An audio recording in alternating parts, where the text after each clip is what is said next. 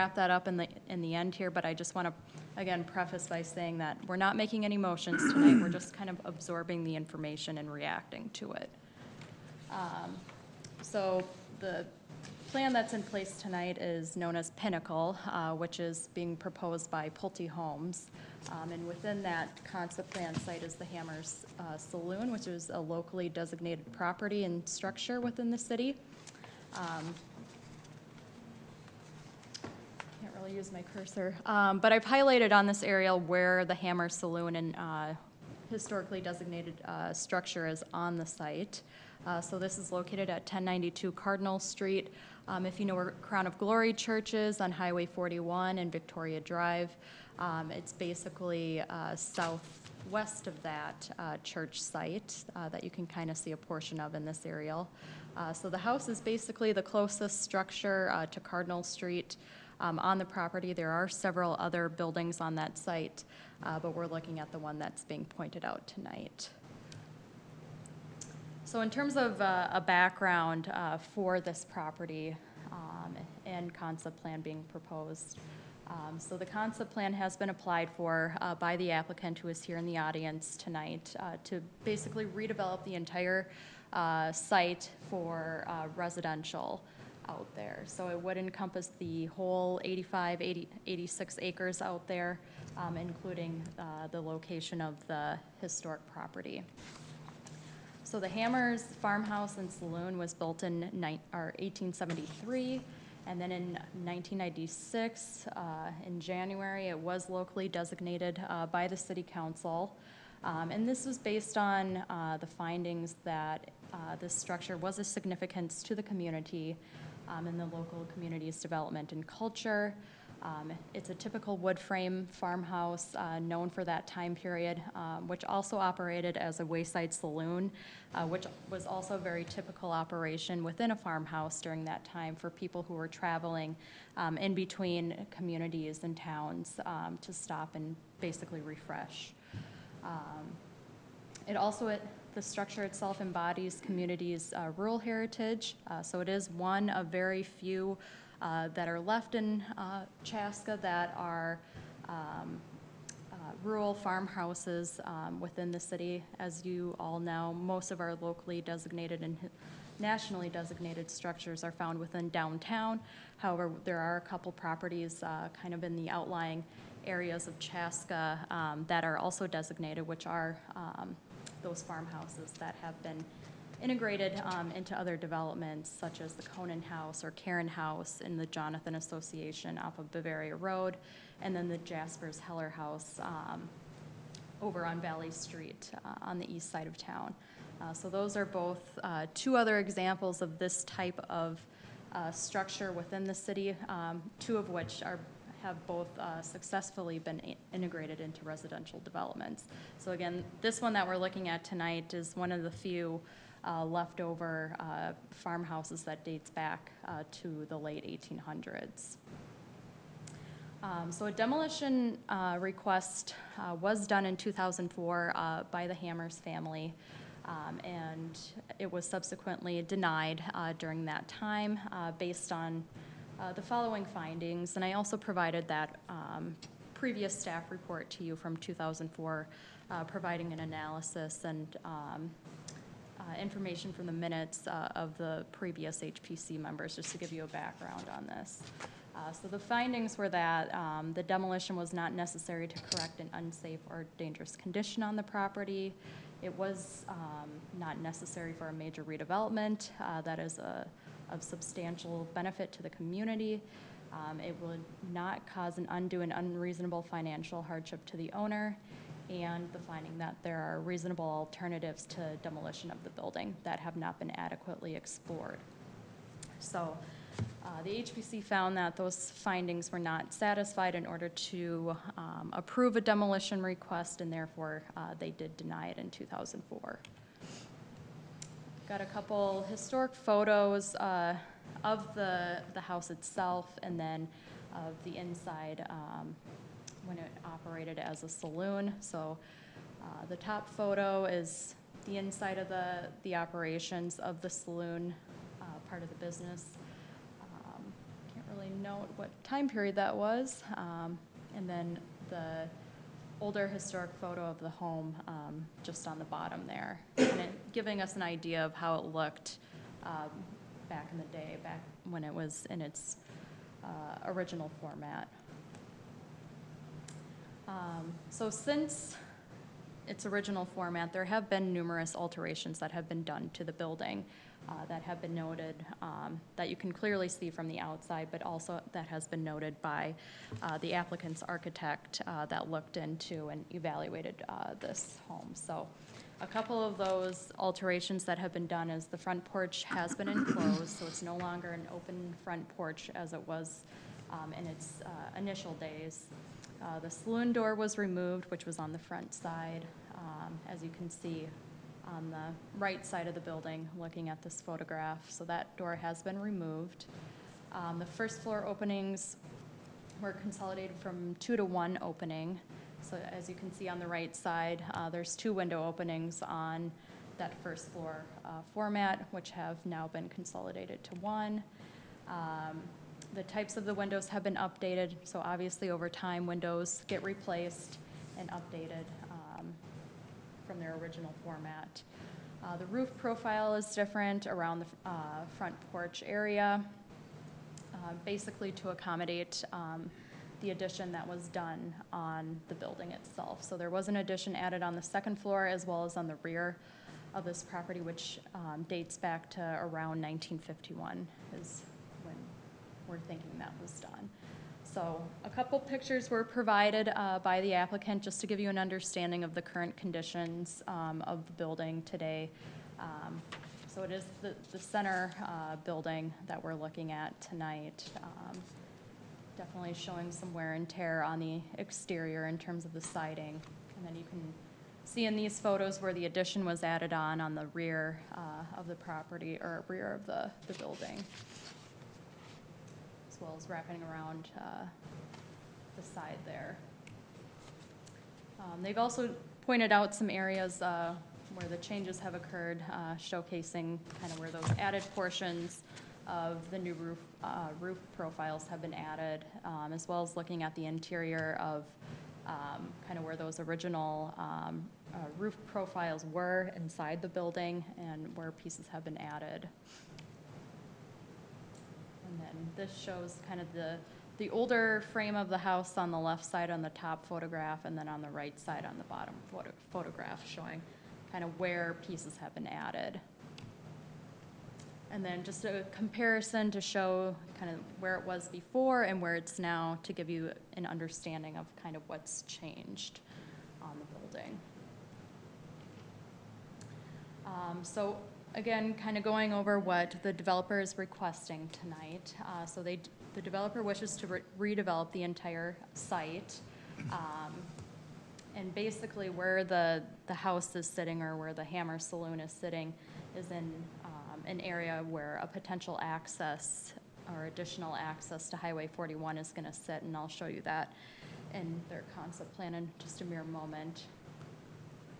Another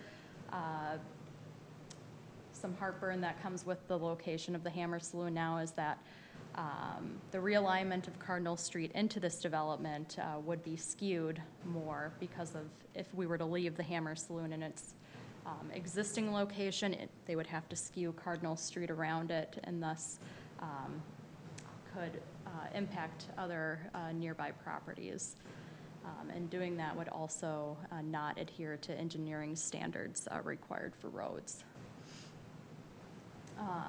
So as I stated before, the applicant did take the due diligence of engaging a historic, or a couple historic preservation professionals. One was a historic architect specializing in historic preservation, and one was an architectural historian.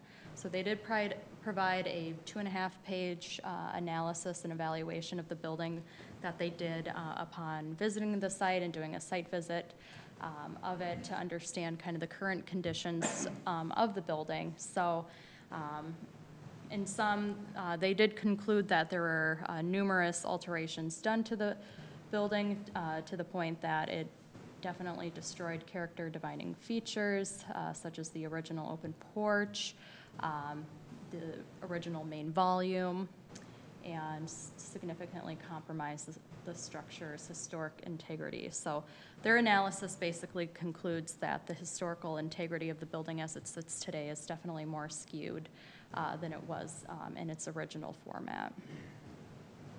So again, tonight, the purpose of introducing this plan to you is to get initial feedback and guidance, answer some questions if you have any, and prepare them onto their next step of how they should proceed with this historic property. So tonight is very important in terms of where you stand with their proposal tonight and how to move forward with it.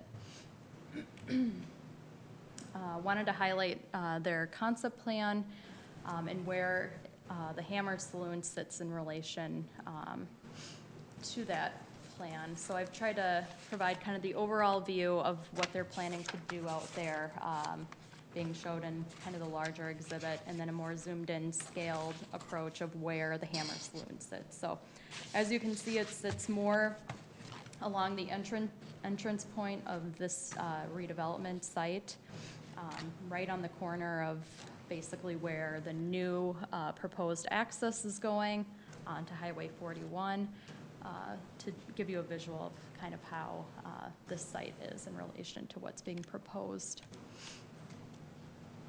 So we also wanted to give, in terms of staff, we wanted to give you an initial analysis of where we're at with kind of where the proposal is and what more could potentially be done with the study of this property and potentially moving into the direction of a demolition. So thankfully to the developer, he did provide a reputable study from an architect and historian to provide an initial analysis out there. However, just based on the fact that they concluded that there was no historic integrity out there does not alone make it a reason to demolish a structure. As we've referenced in our HPC ordinance, we do have 4 primary standards that need to be looked at and considered when we're looking at demolition of a structure that I kind of want to point out and address where they could potentially be expanded upon. So the first standard that we look at if someone's requesting a demolition of a historic property is the retention of the resource constitutes a hazard to public safety that cannot be eliminated by economic means available to the owner, including the sale of the structure on its present site to any purchaser willing to preserve the structure. So in terms of this standard being addressed, at least at this time, we don't have any information from the applicant that indicates that the structure itself is a safety hazard, nor an economical burden for them to keep the structure or correct it if it does have any safety concerns. So if this is the case, if this is the argument that they would be potentially making, then we would need additional information to address that. The second standard is preservation of the resource as a deterrent to major improvement program that would be of substantial benefit to the community. Compared to last time when they applied for a demolition permit, they did not have a redevelopment plan in hand at that time. The thing that is different this time is that they do have a concept plan in front of us tonight. Basically is showing that initial impact on the property and how the property is impacting the redevelopment of the site too. So that is the one thing that is different, and to note that the location of it could impact and vice versa, be impacted by the proposed new access onto Highway 41. The third criteria or standard is retaining the resource will cause an undue and unreasonable financial hardship to the owner, taking into account the financial resources available to the owner, including the sale of the structure to any purchaser willing to preserve the building. So again, we have not received any information to indicate that there is any financial hardship in keeping this structure or trying to relocate it on the site. So if that's the standard that is trying to be argued, then we'll need additional information regarding that. And then lastly, retaining the resource is not in the interest of the majority of the community. So again, this is kind of where your input matters tonight in terms of where you sit with this resource. So again, this hasn't been expressed by any body, governing body, to indicate that it's not in the interest of the majority of the community. Just based on the fact that it did go through designation to be locally designated, does speak for itself in terms of the fact that it is an important asset to the community. It does hold a lot of value and history to the city in terms of kind of being one of those last remaining farmhouses within the city. So it does hold on to a lot of historic value because of that. So again, we have not had any indication that no one's interested in keeping this a part of that community. So we did point out a couple things that the developer could work on or provide more information on as they're proceeding with this application. So one of them, and these can basically go hand in hand in a sense, is looking at how this structure could be reused for the development or incorporated into the development in some fashion. And just to note, these items that are being requested tonight are also consistent with the HPC direction that was done in 2004. So these have been at least discussed and addressed and desired at the time of the previous demolition. And then the second piece as a recommendation is a relocation study to potentially show how the structure could be incorporated into the development. So those are staff's recommendations in terms of additional information that could be looked at further and provided as this continues to move forward. So again, as I stated, you're not making any motions tonight. Your direction tonight is basically guiding the developer on how to address this historic home or historic structure. And I try to list out a couple things that you can look into in terms of, what you can request of the developer. You can go as far as requesting a site visit, in addition to requesting additional information and studies. You could specifically say we don't want this structure demolished. Or you can go to the extent that with the information that you've been provided tonight from the applicant and developer, that you're satisfied with the information that's given and therefore you're comfortable with them moving forward with a demolition permit. So there's definitely a spectrum of items that you can request tonight. This is all based on kind of the information that you have in front of you tonight, what you're comfortable with, and what you want to basically see done or have additional information on to proceed with any type of action. So again, this does not mean this is the only time you're seeing this item, so you will at least see it one more time if they do proceed with a formal demolition application, or if you are requesting additional information for them to come back to you with, then you'll see it again at that time. So this is definitely not the first time and last time that you will be reviewing this item. So again, tonight's kind of that initial input and feedback providing to the applicant and developer who is here tonight. So if you have any questions for them, they're happy to answer them. Also, a large portion of the Hammers family is here as well if you need any background information as well. I'm happy to answer any questions. Otherwise, I'll leave it up to you guys if you want additional information from the developer. Do you have any questions for Liz at this point? Not at this point. Not at this point. Do you have any questions for the applicant? Well, our job is to preserve history, and I would like to see another use for the house. I don't think because we need to build more houses would be a reason to take a historic home down. I just don't find that a valid reason. We are a strong farming community. We are built on a farming community, and the Kelly House and Jonathan was incorporated very well into Jonathan. And I would like to see some options for that. Do you agree? I agree. Chairman, can I speak? Yeah, we Yes. can give the applicant an opportunity to speak. Yes. Thank you. It's good to be here this evening. My name is Paul Hoyer with Pulte Homes. With me tonight are a large part of the Hammers family. Welcome. Little context and background. So we started working on this piece of land October of last year. And what that means is at that time we started researching, we started meeting with city staff, trying to determine, what's the vision for this? What are the constraints? What are the opportunities? And through that process, we were made aware of this home on the register, and I appreciate that. That was very helpful.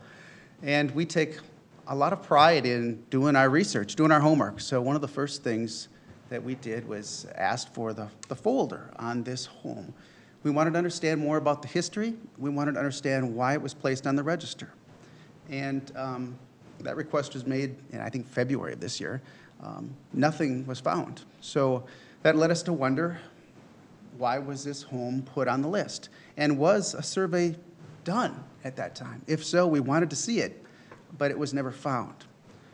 Perhaps somebody cast a wide net, and I'm not criticizing. That's a fine way to do it. It's just that when new and better information comes forward, I like to try to follow the facts.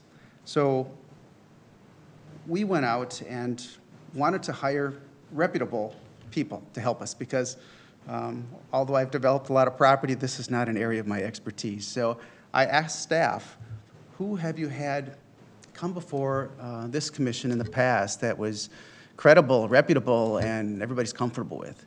And they gave me two names, and I hired both of them. We like to do things right.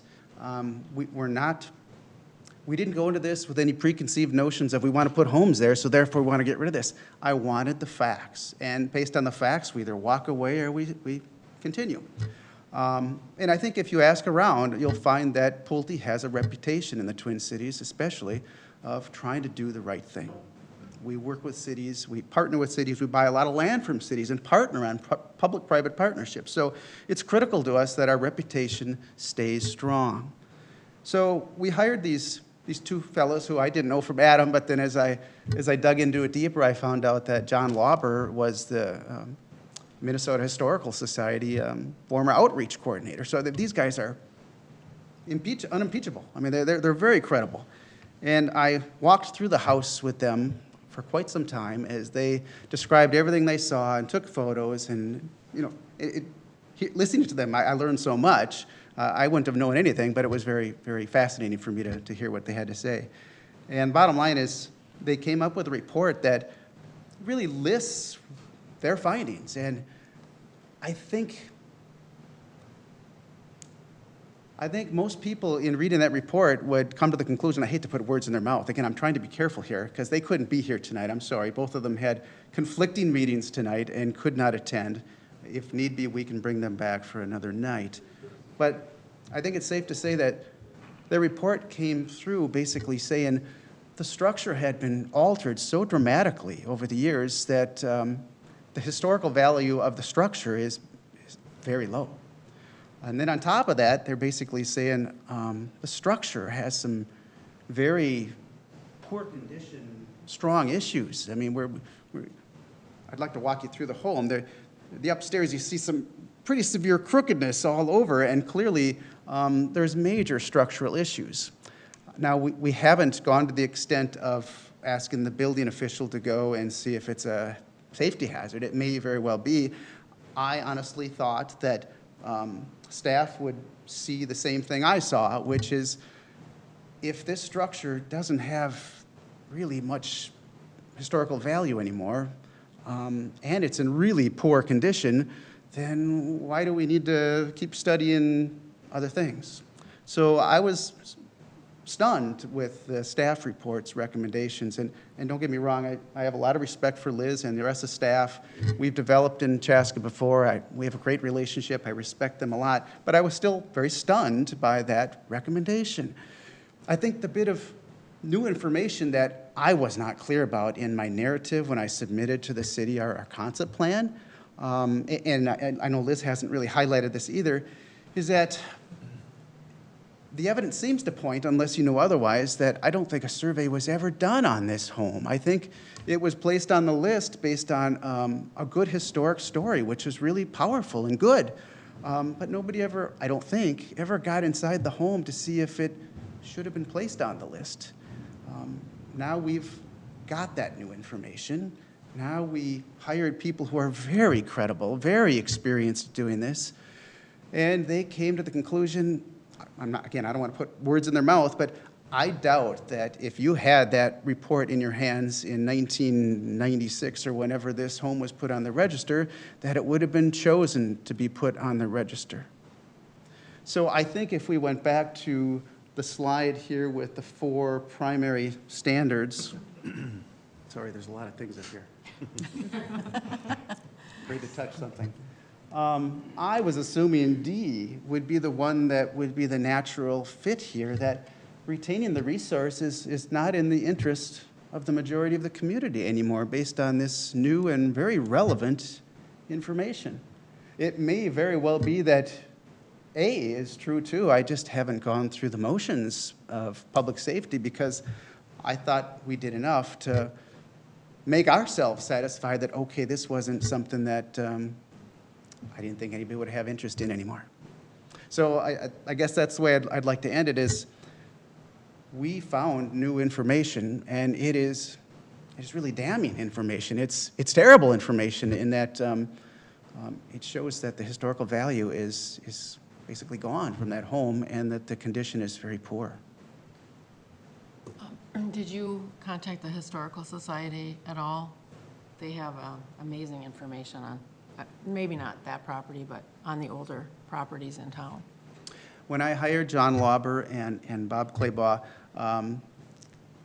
John in particular talked about he's going to do a little research too. I didn't ask him what he did, but since he used to work there, I'm sure if they have information, he used that as a source. I do have additional information that was given to me by the Historical Society today, and I think they were able to find kind of the list of properties that were added in 1996. So this is definitely information I can share with the applicant. It's not hefty by any means, but it at least gives us some clarity in terms of why. Do we know if there was a survey done of the?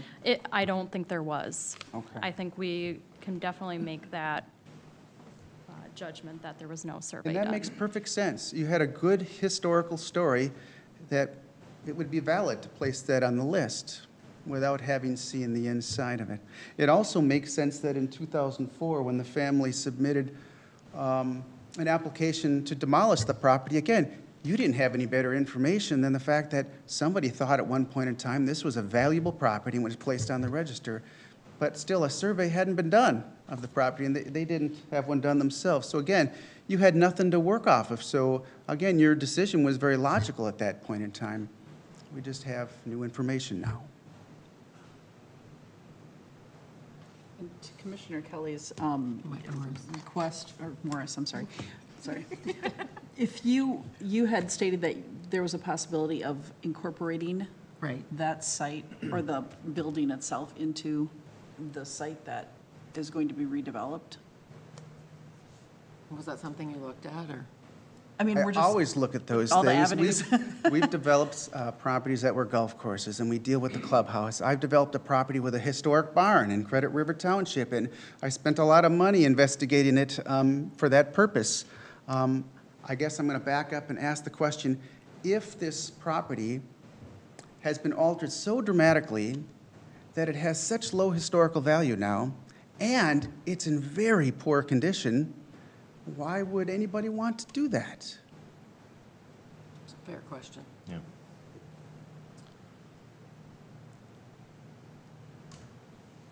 anyone have anything else? questions? Does anybody from the family wish to speak? Thank you very much. Thank you. Hi, my name is John Hammers. My parents own the property and the house and the farm. So I just wanted to mention that, yeah, we've had that house for a long time. We stored bikes in it and all kinds of stuff. It was good for storage for a while, but now it's really deteriorated quite a bit. So if there's any question about just looking at it, it's really gone downhill in the last couple of years. We used to rent it out to people, and then over the years, so many things needed to be repaired on it, we couldn't rent it anymore.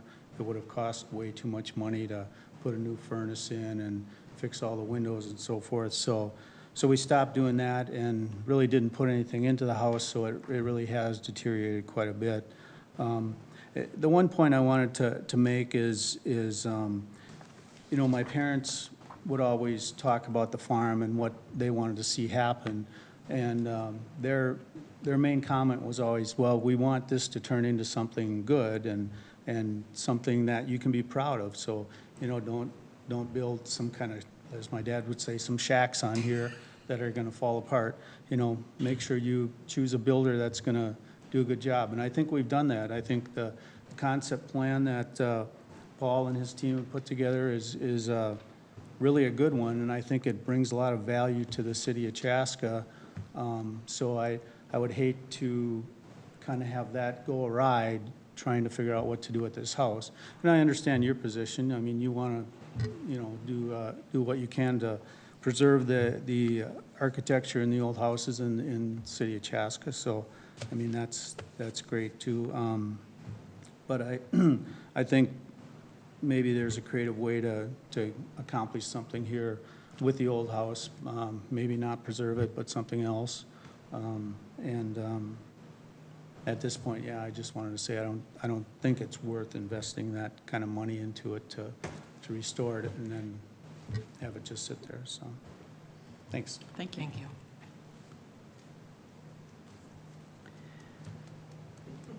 So, oh, go ahead. Welcome. Hi, I'm Mike Hammers. I live up by the community center on Sunshine Circle.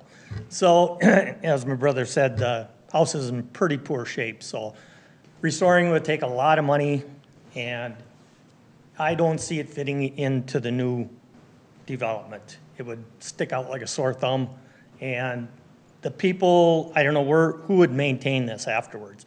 If you put it onto the association or something, every one of those 200 homes or whatever are gonna have to spend a lot of money over the course of, you know, all their lives to try and maintain this thing, and it probably won't be able to do it.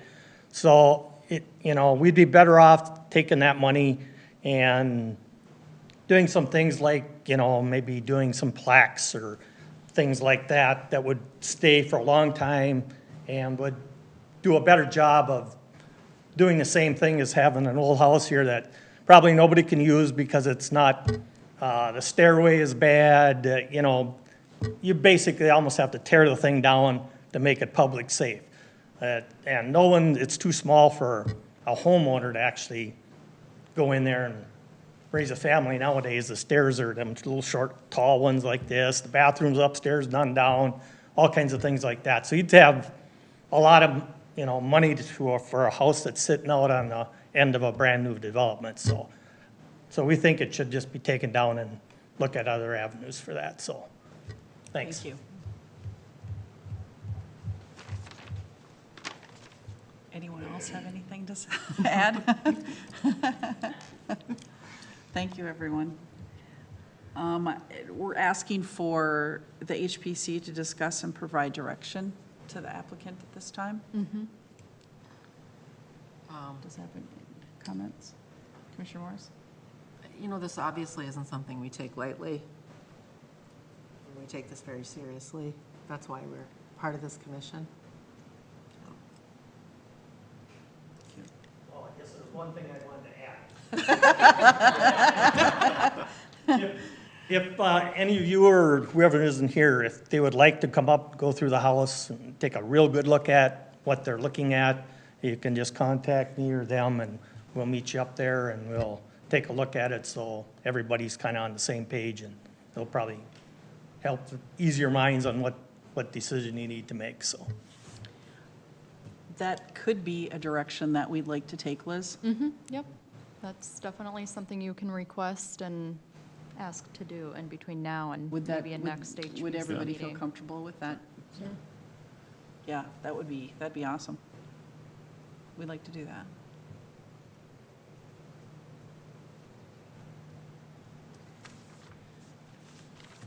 This is kind of your opportunity to kind of go over the information that you've received tonight. If there's anything in additional to, requesting a site visit or additional information that you would like to hear about at a next HPC meeting, this is your time to kind of request that. If you're happy with just doing a site visit and basing your information and additional direction off of that, that's totally fine. But this is your opportunity, if there's any open-ended areas that you need more information on, this would be the time to request it and ask for it for an upcoming HPC meeting. Yeah, I would like the other three to be here as well.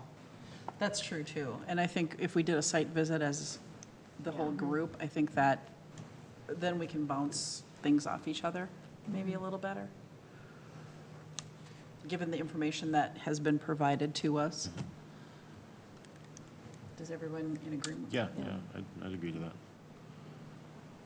So I guess a site visit is what we're Okay, looking at. and we can definitely coordinate that between now and. Sorry, there isn't more direction at this point, but I think we just have to see it. I mean, pictures are true, but I mean, from an historical perspective, to see it, I think would be beneficial. I agree. In fact, for me, walking through the house and listening to these experts tell me things, it became clear.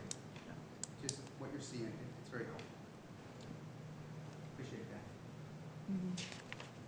Thank you. Thanks for the feedback. Appreciate it. There wasn't a lot. But we do appreciate and take into consideration everything that's been provided to us. And we appreciate you all coming, sincerely. Thank you very much. All right, we'll be in touch. Thank you.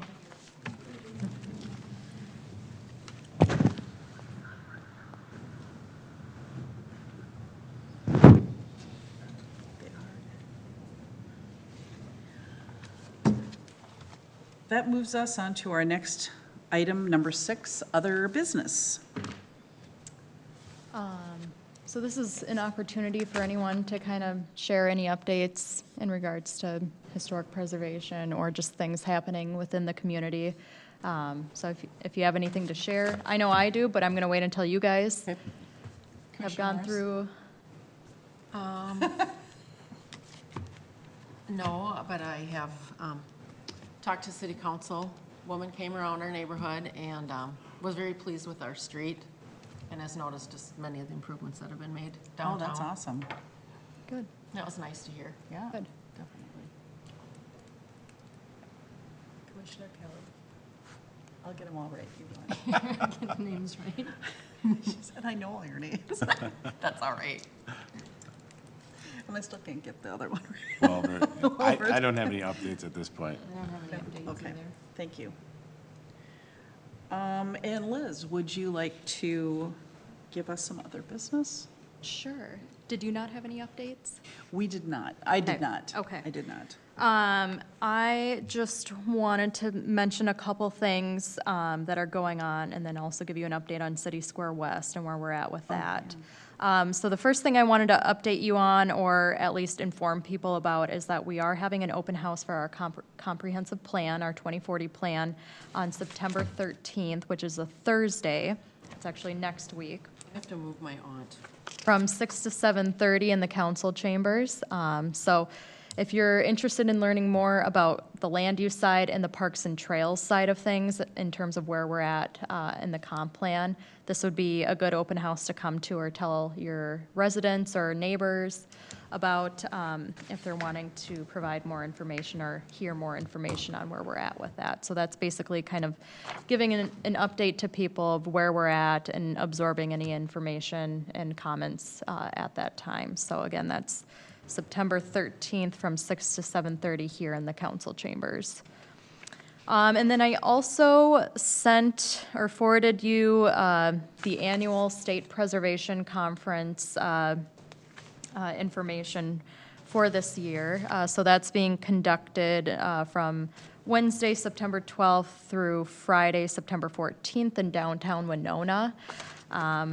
So I think there was a deadline up until August 31st to register for that, but I think they still accept registries for people who are interested in it. So if you guys are interested in learning more about historic preservation and connecting with other communities that have heritage preservation commissions as well, this is a great conference to be a part of or go to.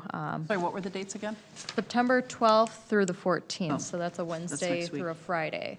So I will obviously be there representing the city of Chaska, but if you have any interest in wanting to attend or need additional information on that, don't hesitate to reach out to me for that. I wanted to let you guys know about that. And then my only other update was on City Square West. So I did provide you with the latest materials from our latest task force meeting and also information that was presented or displayed at our recent open house for the project on August 22nd it was. So we had our fourth task force meeting on August 15th, and then the open house was on August 22nd to kind of give people an update of where we're at with that. This was the first, well, I should say one of the first kind of public involvement pieces for this project. So it was nice to kind of get some feedback from people. But basically where we're at now is we did conduct a survey, or I shouldn't say we did, but the Musicant group conducted a survey in the community to basically get an idea of how people view downtown Chaska, how they use it, why they go to downtown Chaska, how they get to downtown Chaska. And really all this information is basically being utilized to understand where we can improve on what people do in downtown, why they need to come to downtown, and so forth. So it's basically to use that information as a base for the City Square West project in terms of uses to potentially incorporate into the project, or, you know, pieces that will really bring people in. So this was kind of that significant guts piece that we really needed to kind of provide direction on how to program and plan for the City Square West site. So hopefully you've had a chance to kind of take a look at that, but it is kind of interesting to figure out why people come to downtown and what we can improve on. I want to say that, you know, the big ticket items on there were definitely the curling rink, Red Bench Bakery was on there, the gazebo, the library, Dunn Brothers, and so forth. So those are some positives that were looked at in downtown. And then obviously some areas to improve on are having more casual sit-down dining areas for people to go to bring people down and so forth. So all of that's kind of highlighted in that survey. And again, it was a very important piece for us to complete as a part of this project to really reinforce kind of what we should be looking into a little bit more. And Liz, maybe I missed it, but where did the survey result from? I mean, is that where it says overall responses? Yes. So this survey was basically conducted out of numerous channels, is Okay, what we'd like okay. to call it. So it was done at the community center, at City Hall, at the golf course, and also at the curling center. So a majority of the responses were taken from the community center, as you can kind of see on Okay. that graphical I was trying to get that where exhibit. that was from. And I believe it was also posted online on our website too, Okay. which I think kind of factored into the city hall component of this. I know they were getting ideas from River City Days because they had a booth. Yep. So they were asking people to. Yes, so they set up a booth during River City Days to, provide information and answer questions, and they also did it at the Fire and Ice event earlier this summer as well. So those have been kind of the public outreach pieces that have been completed thus far, and one open house has been completed as well to get an idea from people on where we're at. Because I think another big piece of where we're at with this project too is the fact that we are looking at other alternative sites for the library. The library is a big component behind driving this project, so it's at the start of this research and project and looking into it, the library was situated on the City Square West site. Right. But then it kind of gradually was brought up, well, what if it was looked at on a different site in downtown? And so up until this point, the fourth task force meeting, staff has been looking at other potential sites that could potentially be located on. So that was another exhibit that was provided in your packet, is 5 other potential sites, one including the City Square West site, and trying to get initial feedback and reaction from people on these various sites. I would say that it was pretty even keeled at the open house in terms of what sites could be a potential for the library. But I think if you had to weigh it down to a couple sites of what was preferred, the Guardian Angel site adjacent to the school, and then the Moravian Church site adjacent to the church are strong candidates for the library to locate. But obviously, that all has a lot of logistical things to be figured out to really pursue these different sites, such as working with the property owners, acreage of the site, how you can do underground parking, and what the site conditions are. So those are things that need to be worked out more, but we wanted to get initial feedback from people on these various sites of where the library could potentially go.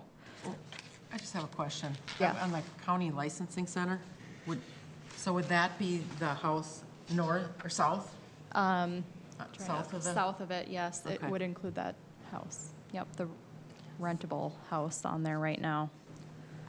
So yeah, we were only looking at half-block sites to accommodate a library use on it, because that basically would get us to the need of reaching our future goals of where the library needs to be in terms of square footage and what they're offering for services there. So the half-block kind of size component is what we were looking at for these other potential sites.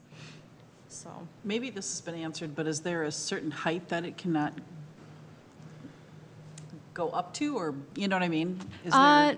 there's not really an exact answer for that, but it is going to be a big discussion in terms of where it does potentially go and, Right.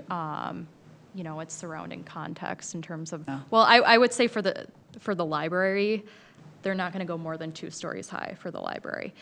For the City Square West project, I think they're looking at potentially 3 to 4 stories, but that's not determined or completely set in stone quite yet. We're not to the point of solidifying any type of design component, but it's definitely going to be multi-level. I can confirm that, but levels or stories and height, that's still up for discussion, so.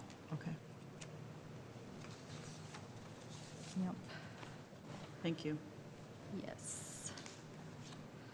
Did you have any other updates?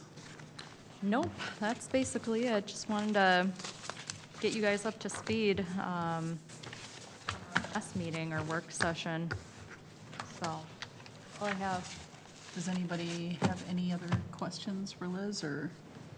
I'm good. No? Thank you, Liz. That moves us on to item number 7. Would anyone like to make a motion to adjourn? I make a motion to adjourn. I'll second it. Commissioner Kelly.